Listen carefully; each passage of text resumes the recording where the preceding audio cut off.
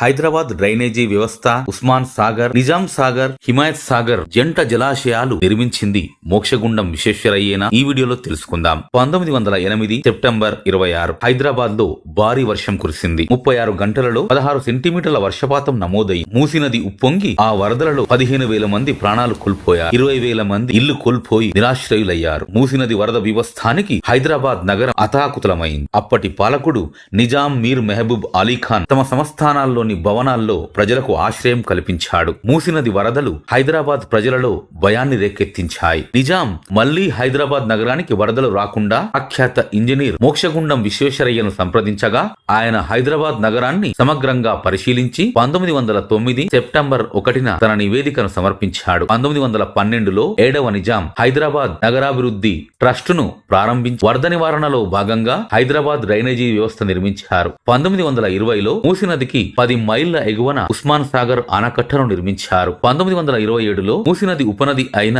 EC నదిపై హిమాయత్ సాగర్ అనే జలాశయాన్ని నిర్మించారు. ఈ జంట జలాశయాలు మూసీ నదికి వరదలు రాకుండా నివారించడంతో పాటు హైదరాబాద్ నగర ప్రజలకు తాగునీటిని అందిస్తున్నాయి. మోక్షగుండం విశ్వేశ్వరయ్య జయంతి అయిన 15 సెప్టెంబర్ను ఇంజనీర్స్ డేగా జరుపుకుంటారు.